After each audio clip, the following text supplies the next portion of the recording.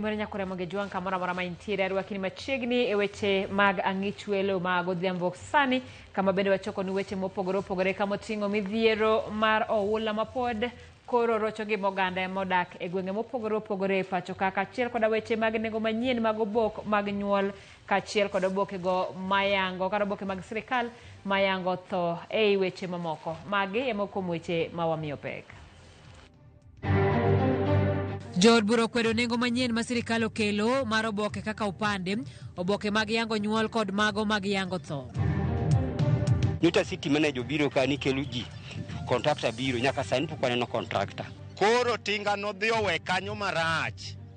To kano we marach to koro e hinyruok ma pigni e koro inyo wago kar kae ndima koro pigni obiro nwa nyaka mier koni. Jopiny maka puothe nigi luoro kaluwore gi oula masani ng'ong'onegi kendo buogo darogi kaka yande otimore negi. To koro kasani bank biro midwa yawnwa bank, wan wamor kabisa. Kendo wan gi ilo nikech kiyudo giri moro matin tinyalo kawo tidhi kano. Ka piny gi mahingo odiochieng' dhialo bengi, jodak kod johala ma Kindu Bay goyo tarubin kaka gisedak higni mathoth maonge bengi e alworano.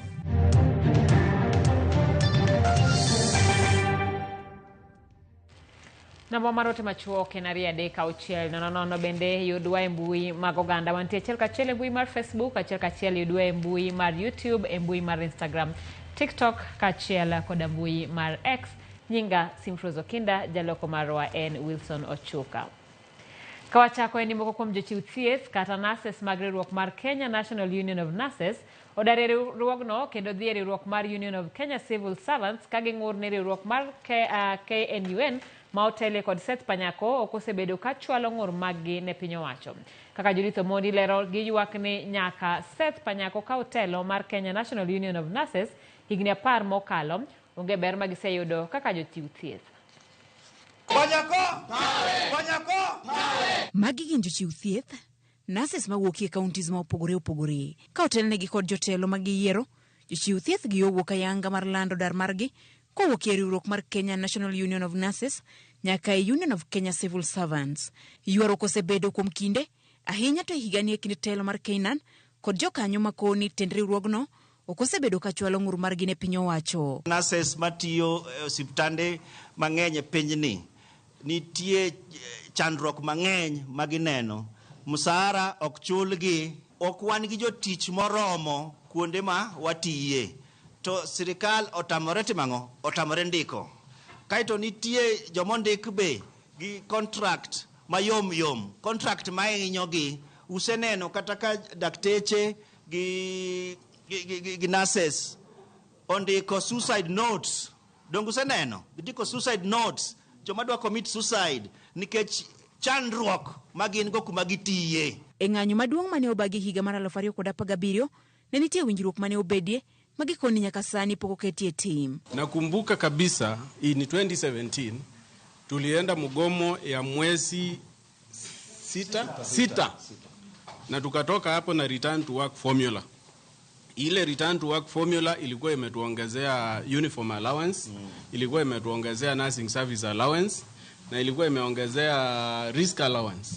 And up to now, as we speak, hakuna kitu iliwahi ongezwa kwa payslip ya nurses. Ka jotelo mawinjo bendi telo neno ni winjruogni oketie tim, gikoni medo mana ywayo gi chien. Na hii ni return to work formula. Ni kwa nini haikuwahi kuongezewa? Ni kwa nini serikali haijawahi implement hiyo return to work formula? Ni kwa sababu ya hiyo maneno umesikia wenzangu wakisema. Akiamuka tu akiita media namna hii, ni matusi, anatusi governor, anatusi minister, anatusi president, hata all the government officials. Na hiyo sasa inakuwa ni kama ana misrepresent nurses. Chakigani, jokanyo mar riwruok mar Kenya National Union of Nurses ne obedo gi ywaruok gi jagoro margi mane gitemo thicho oko mar apisi, kata kamano ne ok onyago olemo. Kanyaka sani gikoni ok gibidhi nyime kod bedie riwruogno. Bye Panyako. Judith Omondi, Ramogi TV. Jodak maka puothe Kisumu Central ywak ni kata bed ni sirikal mar kaunti no nyocha ogolo singo mar yawo aora ma Nyamasaria mosebedo ka kelo midhiero mar ohula ma osedaro oganda mathoth. Nyaka sani onge gima osetimore manyalo konyo geng'o masira kendo. Jodago omedo ywak ne ten kaunti ma Kisumu mondo owuog oko mapiyo kaka nyalore mar konyogi. Jodago bende kwayo sirikal mondo chiwnegi kony mar kaka ginyalo dak e kuonde jot kaka nanga primary ma gisebedo chakre ne gidar e miechgi. Ma timore sama jokor lwasi to medo yango ni koth mapek pod biro medo dhi nyime chwe e pacho ka.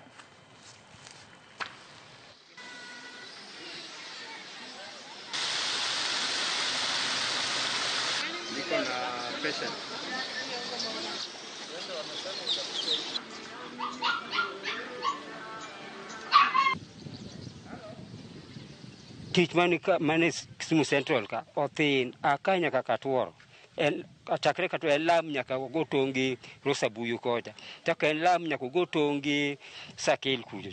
Sida tich mane ka en sakani pigni kede tich mane Kisumu Central ka ginyalo tieko no tijno to wadoka wagine walo sasa tiore wabacha kwa pure yeka nyuta city manager biro ka ni kelo ji contractor biro nyaka sani pok waneno contractor. Then wawinjo wach moro ne giwacho ne giseloso kanyo kata kidhi sani jolwedo ema nyocha loso kanyo mabe ok nyal.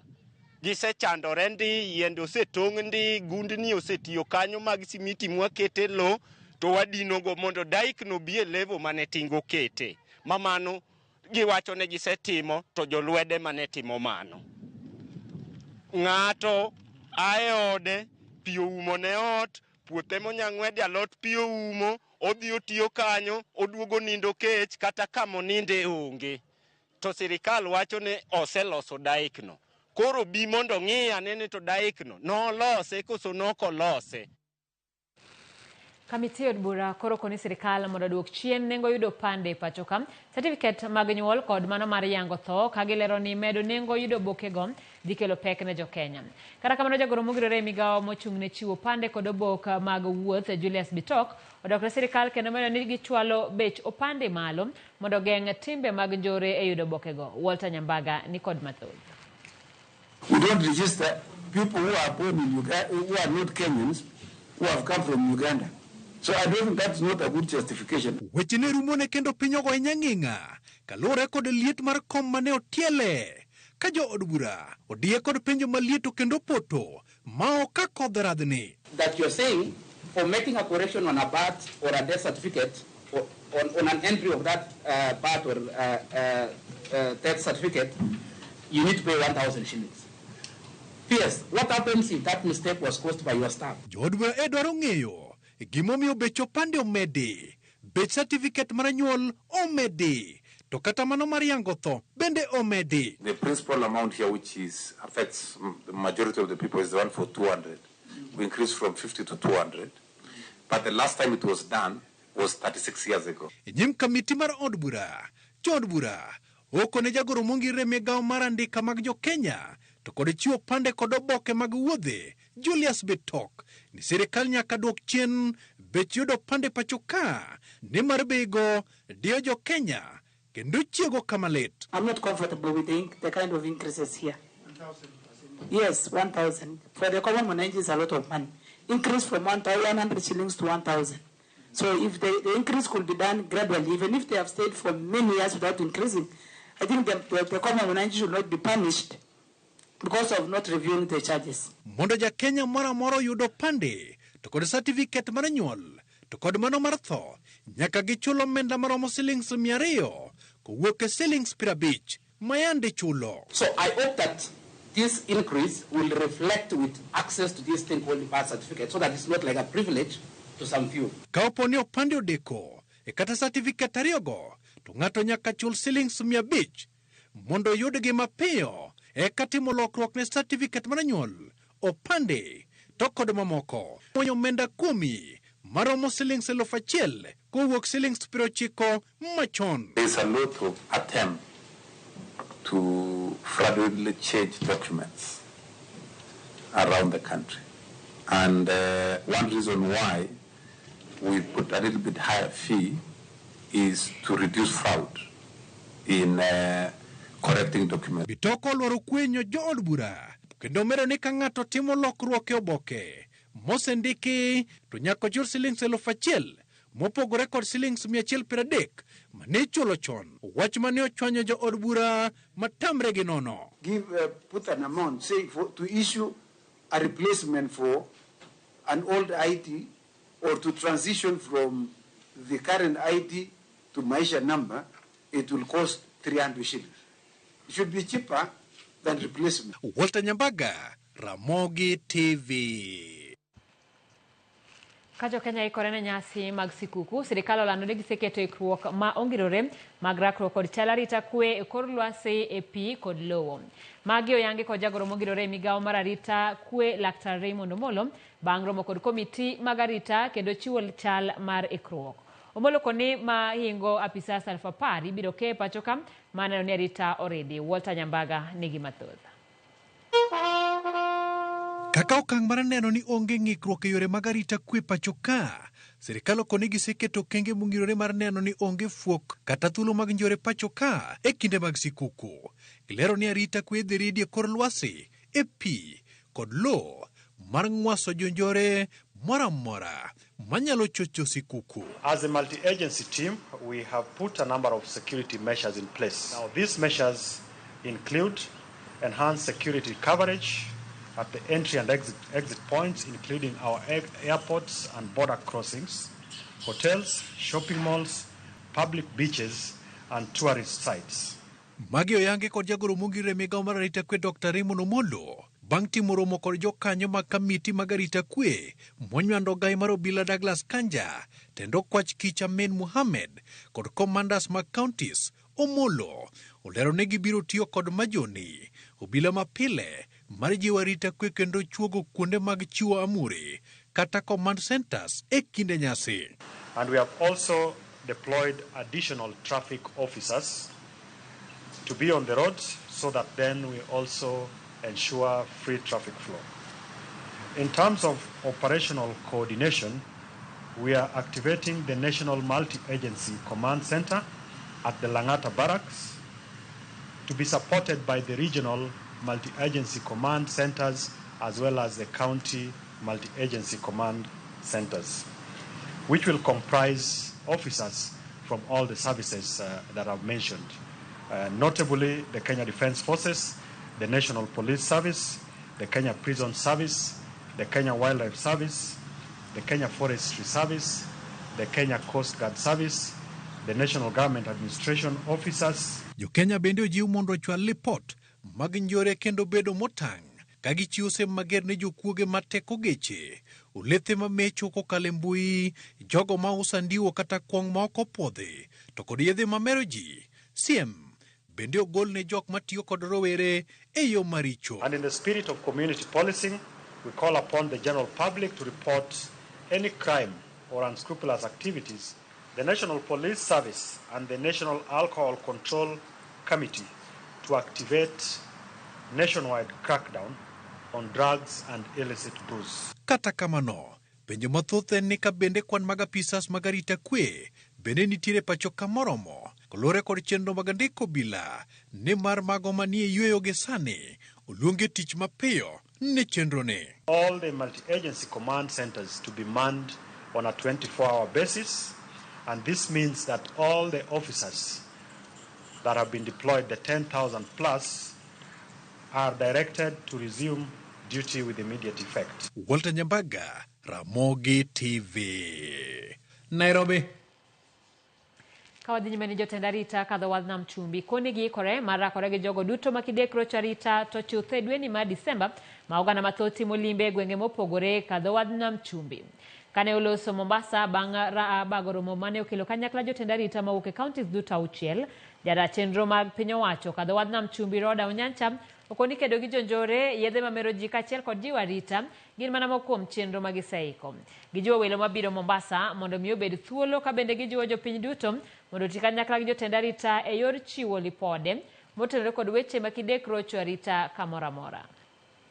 Na tumeweza kuweka mikakati kuhakikisha kwamba kama tuna wageni wanakuja huku na pia wenyeji wetu wa eneo letu la Pwani, basi kila kamati ya kaunti imeweza kuwa na mipangilio bora na wameweza kuweka mikakati kuhakikisha kwamba katika kila kaunti zetu tuna usalama wa kutosha, na pia wameweka maafisa wale ambao wataangalia katika maeneo mbalimbali kuhakikisha kwamba tuna utulivu. Every other person is coming, feel free, be safe.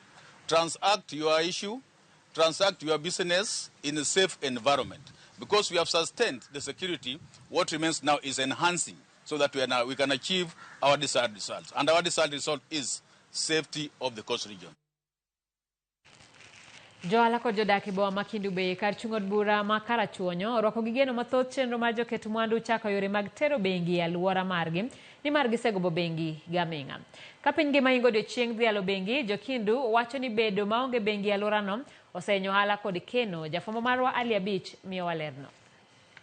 Boma Makindu Bay mane log tich mar sub-county mar Rachuonyo North ne ochakore moingo higni 100 mokalo kendo osebedo kar johala kod joket mwandu mopogore ma osebedo kata e chenro mage mag dongruok. Uma mar boma Makindu Bay osebedo kalandore kaka bomano maonge kod bengi kata odoko ni chenro mag ohala mathoth to dhi e nyime, kendo johala e bomano osebedo kalawo chenro mag bengi e boma ma Homa Bay kod mano ma Oyugis. Gisani jodak e bomano koro nyalo buonjo kaluwore gi chenro ma bengi mar KCB dhigo nyime mar yawo badgi e boma Makindu Bay juma manyien, kendo en mor maduong' ne johala kod jopiny e bomano. Matin mwayudo kaka wakan tamowa, koro miyo gini miyo samoro wa end up ni wadhi hand to mouth, wakawo to wachamo. To koro kasani bank biro midwa yawnwa bank, wan wamor kabisa, kendo wan gi ilo nikech kiyudo giri moro matin tinyalo kawo tidhi kano. To bende ok wadwari achiel kendo, wadwani gibedie kata 2 kata 3 mondo wayud kaka wakeno, nikech samoro ng'ato ohero yawo branch machielo, samoro ng'ama machielo bo ohero yawo branch machielo. Tunashukuru, tunawakaribisha, nasema karibuni. Bedo ni bomano kosebedo gi bengi nyaka ne chake, johala wacho ni gisebedo kod pek, kendo weg dukni mag supermarket kod dukni mamoko bedo gi tich matek odiochieng' ka odiochieng' ka gidhi kano pes ma giseuso e dukni gi. Bank man machiegni mogik en Oyugis kata Homa Bay. To kuonde gidhiye wadhi gi gari. Seche miwuok ni dhi timo deposit chuno ni loro handi, ikawo time e yo. Seche mintiere yo no ero bende risk nitiere jok moko manyalo ng'eyo bende ni ting'o pesa at particular times ma bende nyalo hijacki malal gi pesa ni. To ka dipo ni bank wabedo ga iye ka, to mine wanyalo yudo konyruok kendo nafu mar duoko pesa gikawo to gidwoko. Biro mar bengi boma Makindu Bay bende koro biro tieko siboi ma osebedo kigone jodak e bomano ni gionge kod bengi, ka johala wacho ni biro mar bengi no biro konyo ting'o malo chung' mar bomano kendo tieko wach achudhe ma osebedo kamayogi. Tiyudo ka nitiere pek mabedo nikech nitie ohala madhi nyaka seche mag odhiambo. Koro iyudo ka seche mag odhiambo go ka nitiere pesa mane jo ohala nigo, to mondo mi obed gi safe custody mar pesa ni bedo matek. Miyo iyudo ka seche mag kuo matindo kowuok pesa lal. Adwoko erokamano maduong' ne jok moparo mondo okel bank ka. Miyo daher mondo miya akwa jowa ni ka bank obiro to gibi ka mondo giyaw account. Pesa onge mathin. Bank dwaro pesa mora ma in godo mondo iken ikano tigolo mondo timrade mondo ikel. Kata odoko ni bengi chako ayanga tich juma manyien e boma Makindu Bay, johala wacho ni dwaro nitie mondo koro chak chenro ma chiwo negi puonj e wi ber ma opogore ma ginyalo biro yudo e chenro mag bengi. Gitem mondo gilos seminars ne jowa mondo ji ong'e ber mar bank. Koro emomiyo akwayogi ni kigibi to giyawo bank giling kamano nikech dhano kopuonji eko ng'eyo ber mar gimoro. Ka odiochieng' ma kawuono manengo odiochieng' mar bengi e piny mangima, jodak e boma Makindu Bay ni kod geno maduong' ni biro mar bengi no biro konyo ting'o malo uchumi mar bomano. Ali Abich, Ramogi TV, Homa Bay. Jokindu koro bengi osekele koro thuolo en maru kik yuagi ni nyocha kar keno onge, en gima ber kendo mana paro ni en gima nyiso jodongruok manyiso ni ohala dhi maber e bomano Makindu, kendo jokorgi jaele koro negi mor kochakore wuok tich tok oseyawo bengi makamano. Kawo kamano gi kanyo bende ma wakawogo yo mokwongo sa 1:17 aneno kuoro ote Ramogi TV and Pastor Omondi otiche margi monyinyore mos na Apostle Morris Wood Owuor gi Archbishop Odhiambo Ogura gi jagoro Samuel Atongo gi Lo Oyanda agoro Samuel Atongo. Erokamano Ramogi TV Masara Singa Nyakwaro Dongo mar wang' neno West Kanyamkago osedonjo kendo aneno Ramogi TV gi baba Wasinga Odongo kod joka Singa duto te. Erokamano jod bura otimo gima ber. An Pastor Mondi Otiche mar Gemo Nyenyore ageno ni wuoyo kaluwore koda weche mag duoko chien kara mag medo obok mag sirikal kaka opande gi mamoko. An Ngenge watching live from Rangwe Omoche. Jod buro timo gima ber mano mar Pastor Omondi asesomo kanyo ka kamano pod waduogi weche mathoth kik idhi mabor.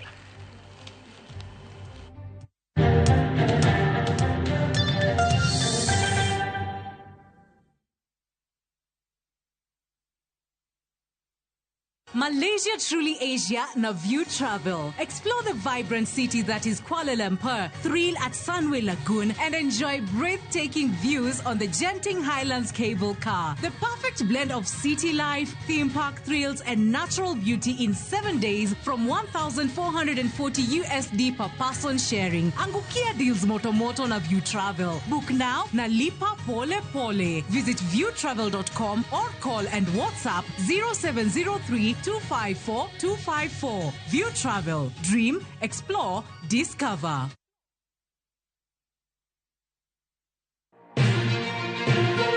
Kowuok e chuny boma ma Nairobi, machiegni gi Naromoro. Kokale gode koda ore kendo mol e gwenge duto ma pachoka. Okinyi kokinyi wayangoni kaka piny oru. Ma en rupe. Kama wami nonro to kod chal mar fwambo. Wa encourage conversation. Wamenyuni weche mamako ngimani. Job restructuring kata state restructuring ok promise ni kiwitu tich ka tidiro tich ka. Kendo in gi duol e mbaka oromo. Watudre gi reporter marwa ka en Homa Bay, Mombasa, Kisumu, Migori, Kisii. Wabedo gi twak kachiel koda ka jolony weche mopogore opogore. No wamiyo parliament a lot of authority. Authority no gitiyogo mana mondo konygi. Tudri gi Joyce Oduor, Sharon Ong'ao kod Cleophas Oluoch e chenro mar Rupiny kod mbaka oromo. Wuok tich nyaka tich abich chakre sa 12 okinyi nyaka sa 5 onyango e Ramogi TV.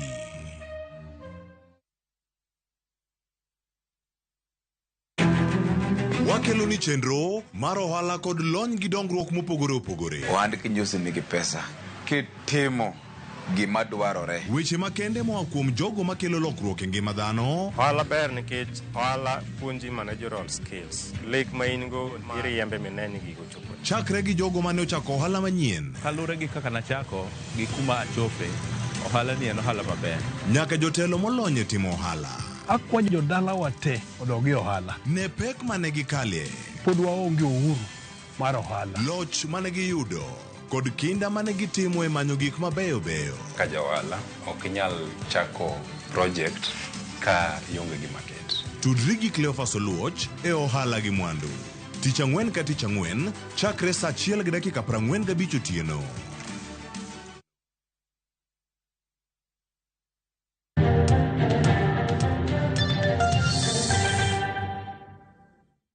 Machiegni kendo nyaka Ramogi rowere ikwayo mondo donje pur niang' ka bende jiwo giti gi lony kod riekni manyasani e kit pur margi. Ka giloso romo makende mar nyisruok mokelo jopur kod jokanyo e sekta mar pur niang' pacho ka e boma ma Kisumu, jotelo sekta no oyango thuolo mathoth sekta no mar rowere nyalo tiyogo mondo giyud sir kuom joket mwandu. Gijiwo mondo ket maino e lony manyasani e chenro mar pur moriwo tiyo gi wang' dede mar drone e kwano kod chiwo arita ne cham e puothogi, kuoyo yedhe e kind mamoko.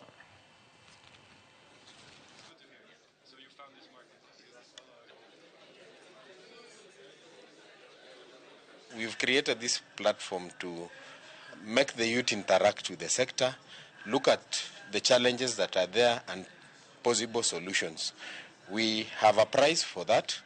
The winner will be gifted with some money that will enable them now progress with the solution, and we will also introduce them to investors who will be able to invest on the various technologies that they are showcasing. Jana wakwa mono donje e migawo mar puro niang' ni nikech gibiro bedo gi yore mathoth. Jodongo makata pesa gi ne lal kat ogeng'eyo ga gilu tan gi, wayudo ni koro vijana gi osebedo gi rieko ma ng'ato nyalo luwo go tan ne koa e puodho nyaka factory, to kendo yore manyien bende makoro ginyalo kuoyogo kata mana chemicals e puodho ma ok gimanyo jotich mang'eny makawo gi pesa mathoth. koseket bagas mawuok e sugar factory to ka koth ochwe to pi mawuok no dhi e aoche, odhi e puothe to wang'o crops, to moko ka ji omodho iyudo ka dhano tho kata livestock tho. Koro kawuono abiro ni inyalo kawo juice no ti iriwo gi bagas takataka mowuok e ginene ti crush tiriwo gi tiloso vermicompost en fertilizer ma en organic. Tiere gimiluongo ni fintech technology ma ose landi ka kendo waseneno. Ma dhi konyo jopur ni gidhi yudo gowi kata ola e seche ma piyo piyo kendo seche mok lew kendo seche ma ginyalo konyrego. E kinde ma piny ngima dhi nyime gi timo kampen mar ndalo 16 mar kedo gi lwenje mag kit chuech, mine, deye, chuo, nyithindo mabaye bombe kaachiel gi jogo mosekalo e lwet jobembo koro ywak ni sirikal wiye osewil kodgi kaluwore ni ratiro margi ok giyudi e yo makare. Giwacho ni sirikal ok osebedo ka keto maino kuom jogo makadho e lwenje mag udi, ka bende achudhe matimo timbe mag maundu imiyo kum ma ok oromore kodgi. Jafwambo marwa Line Tundi miyowa ler mathoth. Lewni gi moliere tol kirango to chalo mana chiro kama uso dhi e nyime, kata kamano ma en chal mar gwenge ma oganda odakie. Gine ranyisi ma odong' ma koro nyiso oganda njao matimore ma opondo ma poko yange lela. E kinde ma kampen mar ndalo 16 mar jiwo kedo gi lwenje mag kit chuech dhi nyime pachoka, jogo mosekadhe lwenje mag kit chuech biro kanyakla mar poro wach kanyachiel kendo puonjore okenge manyalo konyo duoko chien lwenje magore e udi. Sometimes as a man you provide financially and you think that you're doing everything in that house, but you are lacking the emotional provision that may bring temptation in a family. Oboke gi mobawe korot nyiso lipode mag kes mosechwale tesendo bila kaachiel gi buche mane ogo chapa e oboke kama moko nomenye wang' jowi pachoka, to bende achudhe mane otimo timbe makamago koro we thuolo kendo onge okang' mar chik mane okawnegi. Moko kuom oganda mosekadhe lwenje mag kit chuech bende nojiwo jowetegi gi sigana magi ma bende giwacho ni osebedo kaka girocho makende ne oganda makadhe midhiero to onge jalo manyalo konyogi. I have been a victim of gender-based violence. And it was not easy for me, and so today I want to speak to the people who share their story. That once you go through a situation, do not let that situation bring you down. Let it be a launching pad that takes you to the next level. Every time I had people talking about girls who've gone through FGM, and they would ask, hey, wewe ni mkisi, wewe pia ulikatwa, I would quickly say no, because I didn't want to talk about it before, because I felt stigma. But when I got into this leadership space, I realized I need to use my voice to speak about it because it is a practice that I am against, and I speak about it very boldly. Jogo matimo ocho kendo chiwo kar jot ne oganda ma midhiero kwa kuchunygi lidhonwa oboke ni ne gichako timo chenro makamago kaluwore kod nyawo ma sirikal oseketo e kedo ne ratiro mar oganda kinde ma oganda modhuro medo wito ngimagi. Here we were dealing with young people who are born and living with HIV and who had not experienced sex and who probably did not have partners to present. It brought a lot of challenges. We were also dealing with young people who are defiled. You know, from defilement, when we have it here, for those who are here, it may be depressing. But the consequences are there, lifelong. E kinde ma piny mangima dhi mbele gi timo kampen mar kedo gi lwenje mag kit chuech, maling'ling mopondo e udi ma usuri gi onget emong'eyo kend gi ji ariyo koro medo nyiedhore e lela. Oganda jo Kenya bende koro ikwayo mondo wuog oko kendo ket arita e lwetgi kendo gichwal lipot momondo e kinde mag neno ka ranyisi mag lwenje mag kit chuech medo limbo e miere gi kuma gidake. Linet Undi, Ramogi TV, Nairobi. Kama na Nyali Netundi, safar mar Safaricom e buo chenro ma sambaza furana Safaricom odhinyime kaunti ma Nairobi kagilimo kar dak ma Dandora, Huruma, Kayole kod mamoko kendo dhialo kastembege gi mwandu mag Christmas. Safaricom kod Regular Media Services opuonjo joheragi mondo miyo bede motang' gi achudhe mag simu e kindegi mag Christmas. Frederick Omondi miyowa lerno. E odiechieng' mar adek e limbegi e kaunti ma Nairobi, safar mar sambaza furana Safaricom olimo kar dak ma Dandora, Huruma, Umoja kod Kayole kagidhialo kastembegi gi mich kaka gweno, simu kod diek mag Christmas. Kawuono aloyo leso, aloyo umbrella, aloyo gudu, awinjo ka mor kabisa, awinjo ka mor e ngimana kabisa. Amiel bang' miel to omiya gweno. Nikech amor nikech oduma mar Safaricom en ober. Safaricom koten gi Royal Media Services timo limbe e gwenge duto mane tung Kenya seche ma gihingo igni 24 nyaka ne gichak chiwo chenro gi pachoka. Kambi tudruok no bende dhialo johera gi mwandu mag Christmas kuom chung kodgi kuom thuolo malach. Wadwa ni mondo wamor kanyakla ka wachomo koro Christmas. Wagoero kamano nikech sani koro igni 24 chakre Safaricom ne chakre to koro en morwa mar neno customers wako mor bende. Kopogore gi chiwo mich, Safaricom otiyo gi thuolo ni mar puonjo jopiny mondo obed motangi achudhe magoyo simu ka wuondore negi na pisas mag Safaricom. Wasefwenyo ni nitie matapeli kundni mang'eny ma wuondore ni gin jo Safaricom to gibiro gi wuondi gigochoni gikoni ing'eni iyudo pesa marom kama tim kama. Koro wakoni ni in kaka customer mamarwa kiyudo simu machalo kamano kuongi ng'eni simu nieri ma yudo nieri en mar Safaricom adier kose en mar tapeli. Jodak makwonde mane safar mar Safaricom olimo oyudo thuolo mar romo gi jolendo mag Royal Media Services, jongolo mar Auma kod jolomb weche magihero. Tuna zawadi nyingi, ni msimu na wakati wa furaha na tunasambaza furaha na Safaricom na pia Royal Media Services kwa ujumla. So tuko full house hapa kuhakikisha kuwa tunafanikisha kampeni kubwa na ya kipekee ya kusambaza furaha na Safaricom Krisi hii. King Safarno Nele Mwangige, Ruaka, Kiambu Bus Park, Kirigiti, Ruiru, Juja, Gachororo kod Witethie. Frederick Omondi, Ramogi TV. Kodong mana juma chiel to tugo maji pange ushine na Viusasa rumo. Susan Pulei majadak maka Jiado bedo jaloch maro menda mara mo shillings milion 1. Jaloch mamoko mag shillings 50,000 pile ka pile gin John Jeru Maya Embu kod Peter Karanja mawuok Murang'a. Jotugo koro manyo thuolo mar lo shillings 50,000 pile ka pile kod shilling milion 1 juma ka juma. Mich maduong' mar shillings milion 3 ibiro mi jaloch 1 mana bang' piem rumo.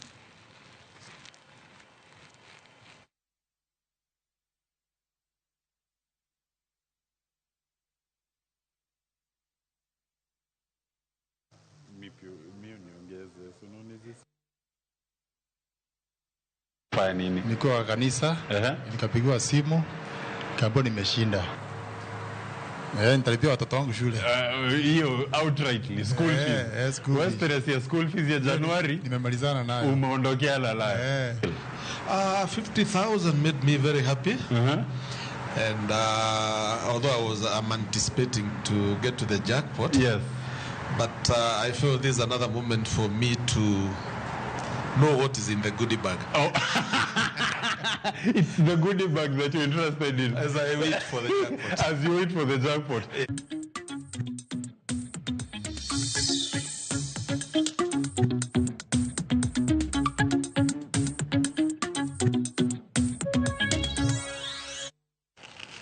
Jalupo mag omena e dho wath Masori yuago lal magiyudo ma ikelo kod luoch makoro tamo omena tuo e kindeni makoth medo chwe. Jolupogo bende yuak ni kwan omena osedok piny e nam Lolwe kendo yuto margi medo duono. Jafwambo marwa George Juma miyowa ler mar wachno.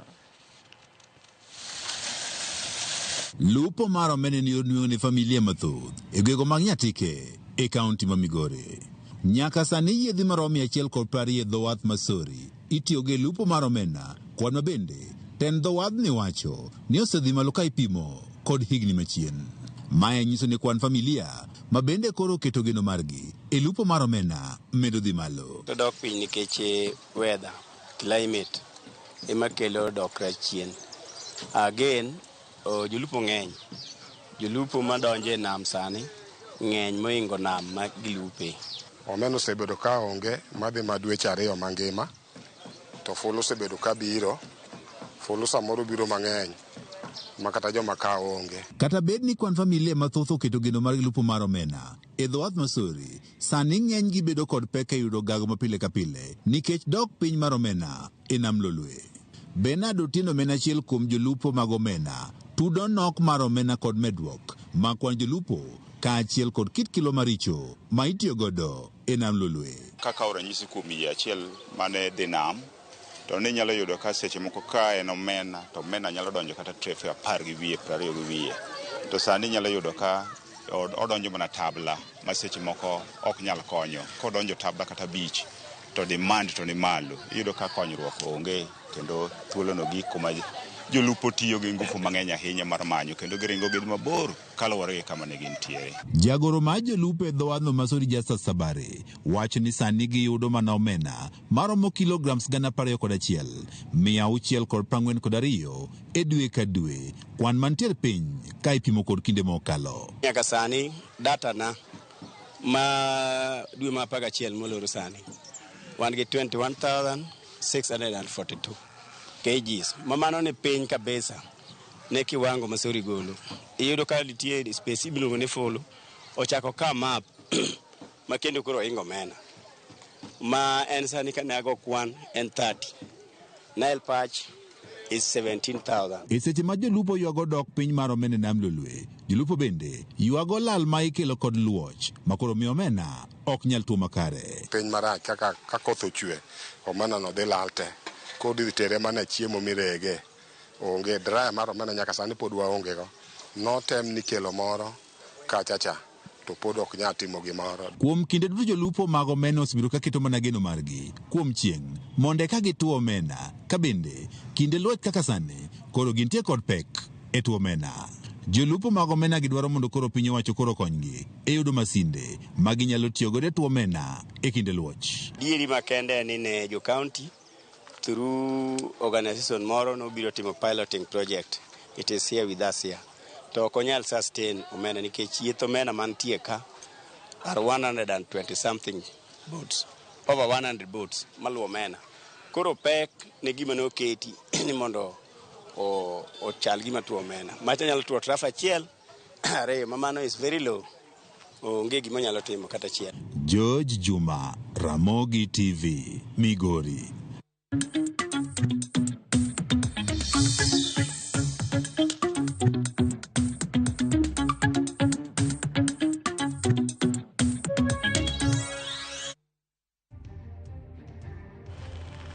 Nyakromo gocha kwa uyo machielo chenro en marang'ich welo. Nyawanga Brighton wacho ni bank mokwongo since independence bernde ne jo Kindu Bay. Elisha Odhiambo wacho ni luwo weche manyien ka chiel gi Jesse Asebe kaninde Sago Park Hotel Ndori. David Ogila wacho ni neno waka entiere Migori pacho. Grayson wacho ni an Grayson Brokan sani awera gi weche siasa to siako chwe pile kendo ketho puothe. Simfrozo Kinda mor kod weche manyien mag ang'ich welo ka an gogo Katuma Rujo Ward penjo to jogo mane otiyo e factory to dak chuli yawa.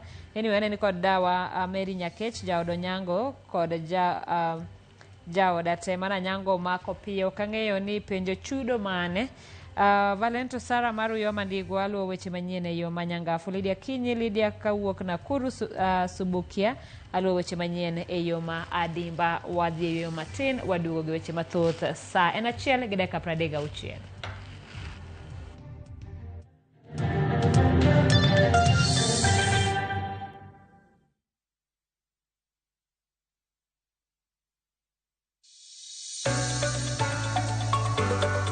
E piny kae, tije mag andika medo bedo manok kendo e okang' mamalo. Dhano koro manyo yore manyien mag tiyo gi nyalo magin godo mondo giyud omenda maginyalo konyore godo e ngimagi mapile. Riwri kodwa e chenro mar poko pogore ka waluwo sigana mamulo chunji mopogore. Inspiration, mostly I watch movie. The other one, anongo inspiration kuma daki in slum. Kaka giloko nyak makende magin godo to bedo ohala makelo negi pesa kendo ting'o ngimagi malo. Inyalo tiye kambi iwuoni tiyo matek to msara en mana macha. Poko pogore Tich Ang'wen ka Tich Ang'wen saa 2:30 okinyi mana e Ramogi TV. Kik bai.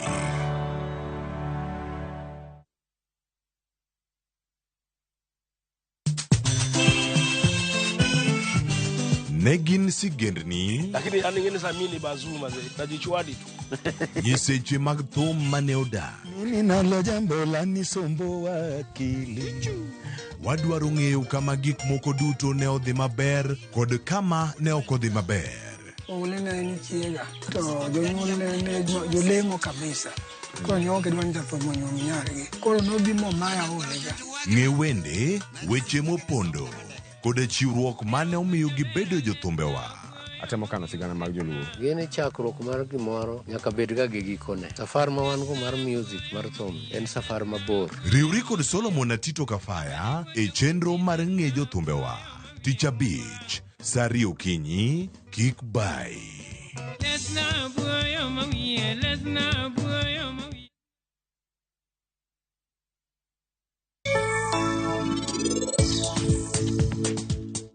I'm sorry Rajvir.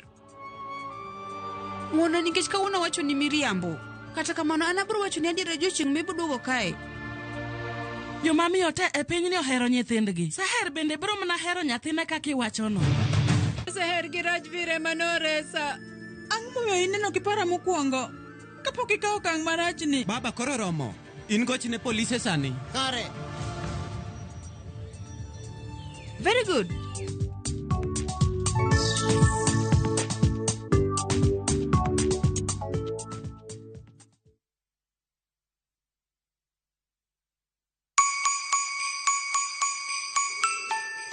This Christmas, Mama Soko Basket is making your holiday shopping easy, healthy, and super affordable with fresh veggies you love. And the best part, you get to select the items that you want in your basket. Onions 1 kg at only 59 shillings, skuma wiki at just 20 shillings, spinach at just 20 shillings. But that's not all. There are other amazing baskets on offer this Christmas, like Mama Mpenzi basket for all your festive essentials, Sherehe basket to get the party started, daily basket for all your daily lunch offers.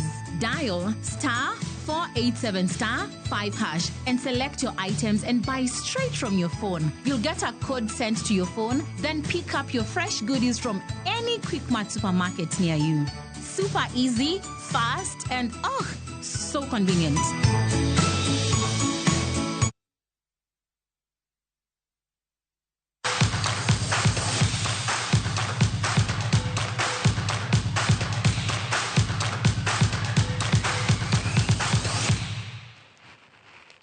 Machiegni pau tuke mohewo timbe 55 monywando joma chuo kod wakeini osendikore ne tuke mag Ongola Super Cup e ward ma Kanyamwako Sewe mayudore Ndhiwa e kaunti ma Homa Bay.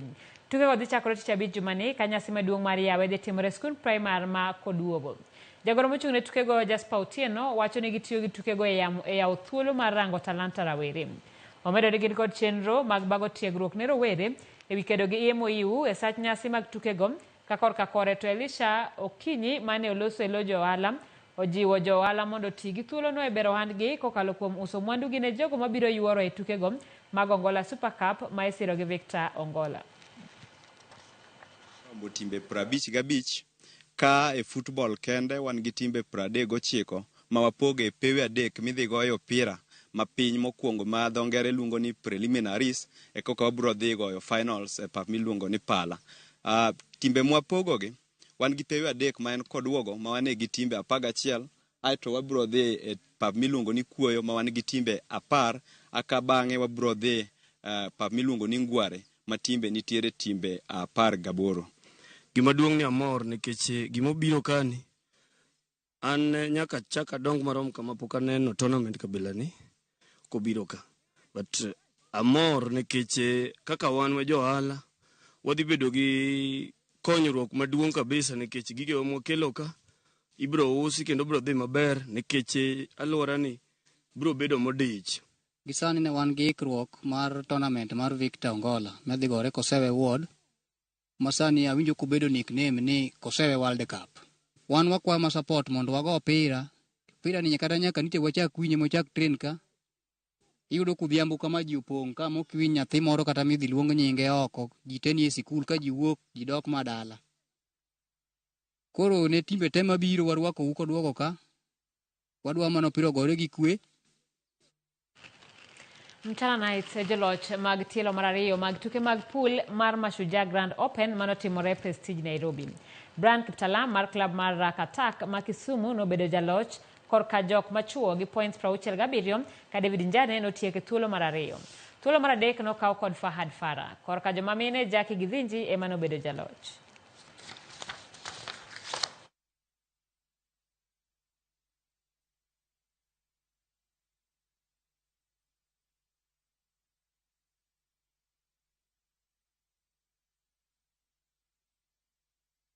The stigma that we've been having about pool is it's been taken as a game of drunkards, of gamblers. Just before this, we did a VIP tournament whereby we were sensitizing about how even professionals and people in the society like our muheshimiwas are playing the sport. For the last few months, I was really doing my practice. Yeah, and I got an opportunity to go to Russia. And when I went to Russia, I came back with some few experience. Joloch mapacho ka tuke mag basketball Nairobi City Thunder e joloch mag zone ma ugwe ma Afrika e tuke go. Thunder nyolo Creole Stars ma Cape Verde ukapu 99 kuom 86 e tugo manyogo Kasarani Gymnasium. Kata kamano timbe ariyogo nyose ng'ado tiko mar dhi e tuke mag Afrika kamano dhi bedo tielo mar abich mar Basketball African League korka ukapu mar jok machuo e Afrika. Kocha mar City Thunder Bradley no nyiso mor mare kaluwore gi loch makamano.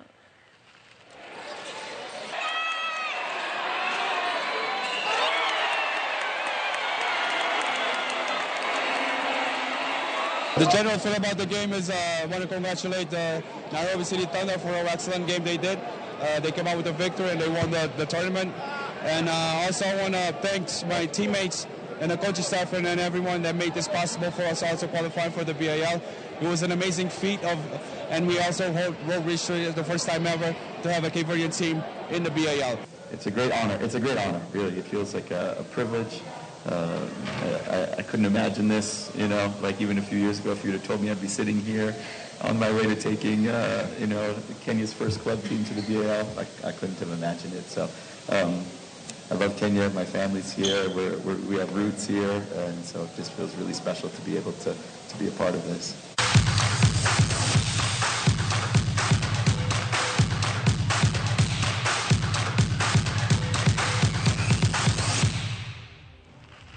Ramogi mano bende makelo wegiko mar weche manyien mag ang'ich welo warom kendo weche manyien mag oimore erokamano kuom budho kodwa e chenro ni nyinga Simfros Okinda jaloko marwa en Wilson Ochuka.